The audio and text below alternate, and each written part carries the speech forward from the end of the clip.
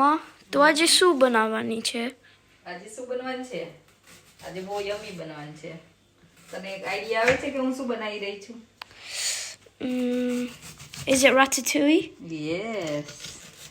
આજે રતાચુઈ અને એક બીજી વસ્તુ બનવાની છે. શું? એની સાથે cheesy garlic bread. Oh, okay. Yeah. Yeah. તો ચલો ફટાફટ બનાવી લઈએ. તું મને Yeah. હેલ્પ કરવાનું છે આજે? Okay. ચલો ત્યારે. તો આજે બનવાનું છે રતાતુઈ. એના માટે જો બધા વેજીટેબલ્સ મેં લઈ લીધા છે. રીંગણ લઈ લીધું છે, આવી પતલી પતલી સ્લાઇસ કરવાની છે. મેં કોર્જેટ લીધું છે કે ઝુક્કીની, તમે જે કહો એ, ટમાટો, પેપર અને ઓનિયન, બધાની આવી રાઉન્ડ રાઉન્ડ સ્લાઇસ કરવાની છે. આ બધા વેજીટેબલ્સ તમે એકચ્યુઅલી પહેલાં ગ્રીલ કરવા હોય તો કરી શકો છો, નહીં તો હું ઓવનમાં કરવાનું છે, એટલે ઓવનમાં ઇઝીલી બધા ચડી જાય છે. એટલે હું એમ જ થોડું સિઝન કરીશ, એ તમને બતાવું કઈ રીતે કરીશ, અને હું ડાયરેક્ટ કઈ રીતે ગોઠવું છું એ પણ બતાવીશ. તો હવે બધા વેજીટેબલ્સ મેં લીધા છે ને આપણે સિઝન કરીશું. તેમાં એના માટે થોડું olive oil, mix herbs, basil, તમારે જે ફ્રેશ હર્બ્સ હોય તો તમે એડ કરી શકો, બ્લેક પેપર અને સોલ્ટ ટેસ્ટ પ્રમાણે. પછી આપણે જરૂર હોય તો એડ કરીશું. અત્યારે આટલું બધું મિક્સ કરીશું.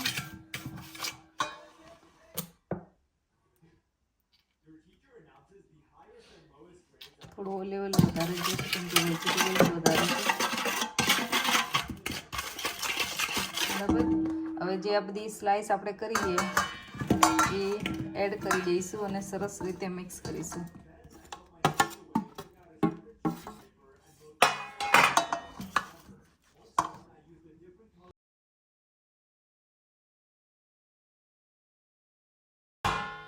ઓકે, તો મેં આ મેરિનેટ કરી દીધા હતા વેજીટેબલ્સ. હવે મેં ઓનિયન લીધી છે.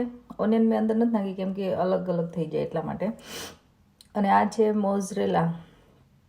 આવી મોઝરેલાનો બ્લોક્સ આવે છે, બધા સુપર મોલમાં લગભગ અવેલેબલ હોય જ છે. Very soft. અને નોર્મલી જે ટ્રેડિશનલ એ લોકોની આ જે રતાતોઈ બનાવે એમાં ચીઝ એડ કરતા નથી એ લોકો, ખાલી ઉપરથી પાર્મેઝન ચીઝ એડ કરે ખાલી.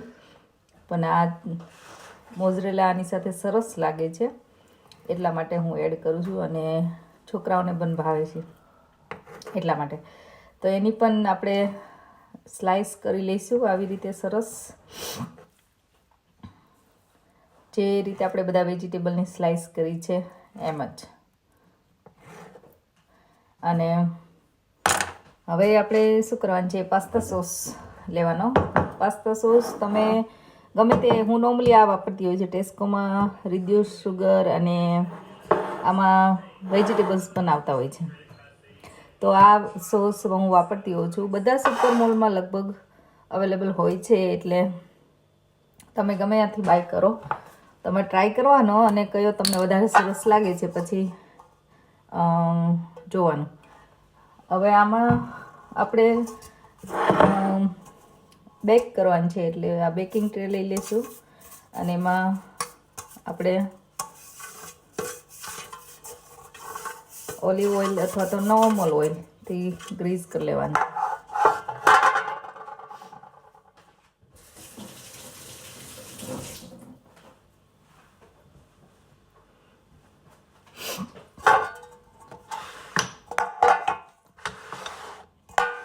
હવે હું આમ જ ડાયરેક્ટ એડ કરી દઈશ પાસ્તા સોસ.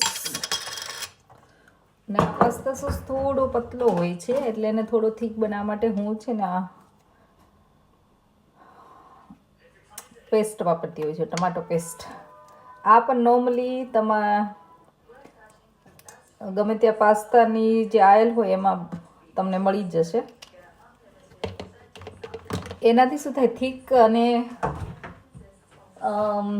ટેસ્ટ પણ સરસ આવે છે. હું થોડો કેચઅપ એડ કરીશ ટેસ્ટ માટે. અગેન હું થોડા હર્બ્સ પણ એડ કરીશ. પાસ્તા સોસમાં હર્બ્સ હોય જ છે, એટલે તમારે એડ ન કરવા હોય તો પણ તમે અવોઇડ કરી શકો છો. હવે આપણે બધું સરસ રીતે મિક્સ કરીશું, કેમ કે ઓલી પેસ્ટ છે એને પાસ્તા સરસ રીતે મિક્સ કરવાની છે. હું તમને બતાવું આ એકચ્યુઅલી કેવું દેખાય તમને પછી.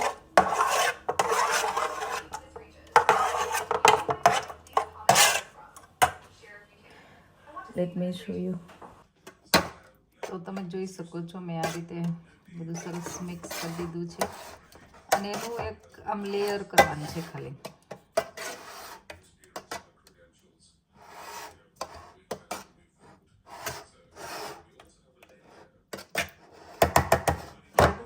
હવે શું કરવાનું છે, જે આપણે આ વેજીટેબલ્સ બધા છે એની લાઈન બનાવવાની છે. અમુક નાના મોટા છે કેમ કે કટજેટ ને રીંગણ બહુ નાનું મોટું છે, પણ આવી રીતે બધા એક એક વેજીટેબલ્સ લેવાના, ઓનિયન લેવાની, આ ચીઝ લેવાની, એટલે આને આમ રાઉન્ડ રાઉન્ડ આપણે ગોઠવતા જઈશું.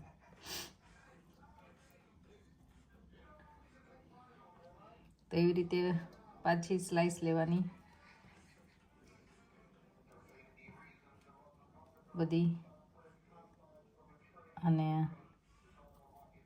પાછું ગોઠવીશું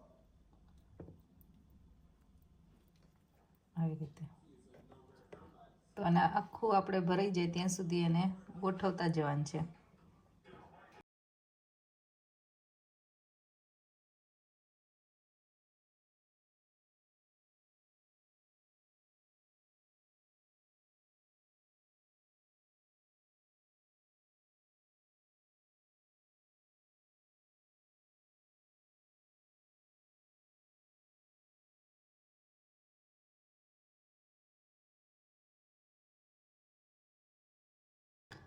તો જોઈ શકો છો આ બધું એકદમ સરસ ગોઠવાઈ ગયું છે. હવે આને મેં પ્રીહીટ ઓવન કરી દીધું છે ચાલુ, એમાં મૂકીશું જ્યાં સુધી બધા વેજીટેબલ્સ સરસ સોફ્ટ થઈ જાય ત્યાં સુધી. Around half an hour to 45 minutes લાગશે કૂક થતાં. એટલે આ રીતે કરીને હું મૂકી દઈશ. ઉપર થોડી હું ચીઝ એડ કરીશ કેમ કે કિડ્સને ભાવે છે એટલા માટે. થોડી પાર્મેઝન ચીઝ નથી મારી પાસે, એ હોય તો તમે એ યુઝ કરી શકો છો. થઈ ગયું છે રેડી, અને હવે આપણે ઓવનમાં મૂકી દઈશું. તો મેં અહીંયા 200 ડિગ્રી ઉપર રાખ્યું છે અને ગ્રીલ ઉપર નીચે બે ઓવન થાય એટલે અડધી કલાક હું કરીશ અને પછી જોઈશ. વધારે જરૂર હશે તો વધારે કરીશ.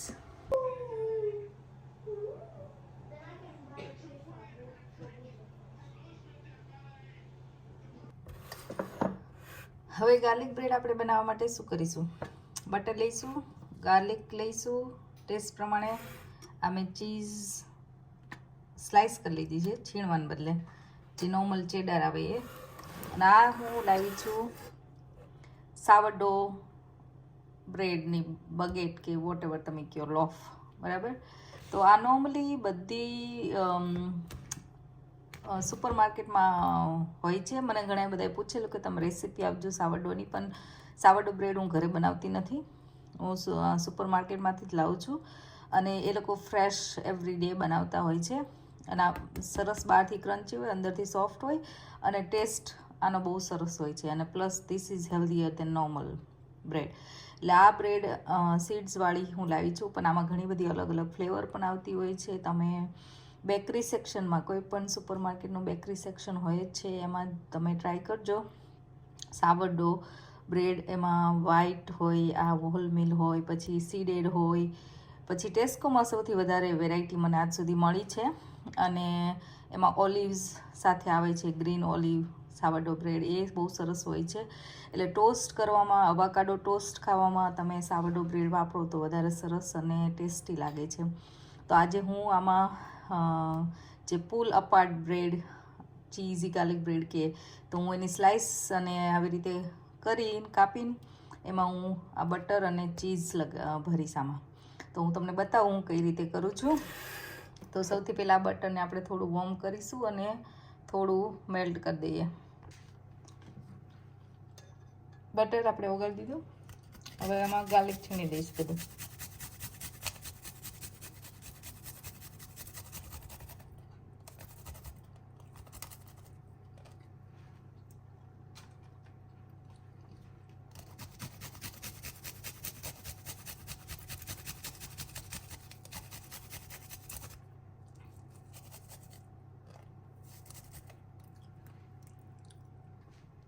તો મેં બધું ગાર્લિક છીણી લીધું. હવે એમાં પાર્સલી આપણે એડ કરીશું. મારી પાસે ડ્રાય પાર્સલી છે, તમારી પાસે ફ્રેશ હોય તો ફ્રેશ અને ડ્રાય હોય તો ડ્રાય એડ કરી દેવાની. અને હું થોડા ચીલી ફ્લેક્સ એડ કરીશ, ઓપ્શનલ છે, તમારે એડ કરવા હોય તો ભલે, ન કરવા હોય તો તમે અવોઇડ પણ કરી શકો. અને હવે આપણે આને સરસ રીતે મિક્સ કરી દઈશું અને થોડી વાર પડ્યું રહેવા દઈશું, એટલે આ એકદમ મસ્ત ગાર્લિક ફ્લેવરનું બટર બની જાય એટલા માટે. એટલે આ પહેલાં બનાવી દેવાનું. મીનવાલ હું બ્રેડ કાપીશ ત્યાં સુધીમાં સરસ થઈ જશે. જો આમાં તમને એવું લાગે કે બટરની વધારે જરૂર છે તો એડ કરી શકો છો, અથવા તો ઉપરથી તમે નોર્મલ બટર પણ થોડું લગાવી શકો છો, એટલે વધે નહીં તમારા માટે, અને વધે તો બીજી રેસીપીમાં તમે યુઝ કરી શકો છો.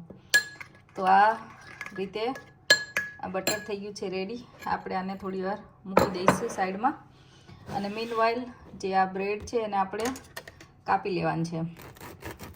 બ્રેડ કાપવા માટે થોડું સારી એવું ચપ્પુ જોશે, તો તે તમારા આ બ્રેડ કટ થાય, કારણ કે સરસ રીતે બ્રેડ કટ કરવાની છે એટલા માટે.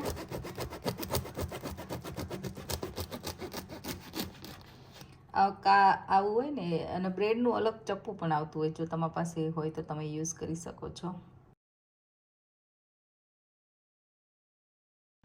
તો મેં એવું વિચાર્યું છે કે આજે હું સ્લાઇસ જ રાખીશ, કેમ કે હું નોર્મલી આમ નાના નાના વલાઈ કરું છું, એટલે પુલ આઉટ બ્રેડ જેવું બને. આજે વિચારું છું કે હું સ્લાઇસ જ રાખું, જે ખાવામાં કદાચ કાપીને ઇઝી રહેશે. તો આ રીતે મેં કટ કરી લીધી છે, અને નીચેથી કટ કરવાની નથી, આવી રીતે બધી જોડે રહેવી જોઈએ. હવે આપણે આમાં બધે અલગ અલગ બટર એપ્લાય કરીશું અને ચીઝની સ્લાઇસ મૂકતા જઈશું.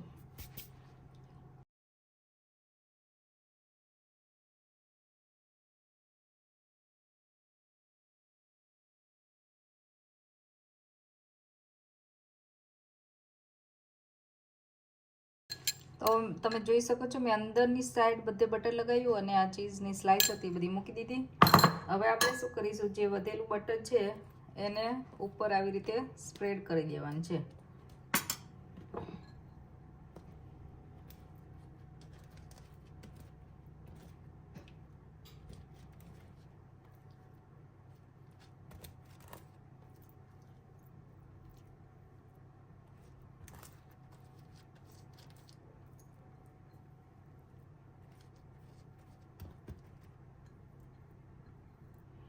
બધે સરસ રીતે સ્પ્રેડ થઈ જાય પછી આપણે એને ફોઇલમાં મૂકીને ઓવનમાં મૂકવાનું છે, કેમ કે આપણે એકદમ આ ક્રન્ચી હોય જ છે, એટલે આપણે એકદમ ક્રન્ચી કરવાનું નથી, પ્લસ બળી ન જાય. ફોઇલમાં મૂકો એટલે સરસ તમારે બ્રેડ થઈ જાય છે, અને ક્રન્ચી પણ એવી જ રહે છે, અને બળી પણ નથી જતી. તો હવે આ રીતે રેડી થઈ ગઈ છે. હવે બેકિંગ ટ્રે લેવાની, એમાં ફોઇલ મૂકીશ અને ફોઇલને આમાં ઢાંકી દઈશું આપણે.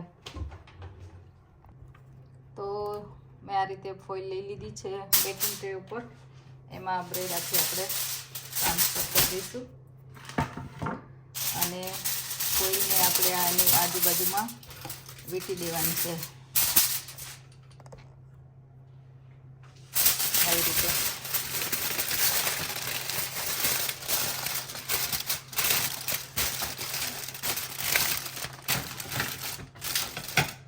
અને હવે ઓવનમાં મૂકી દઈશું.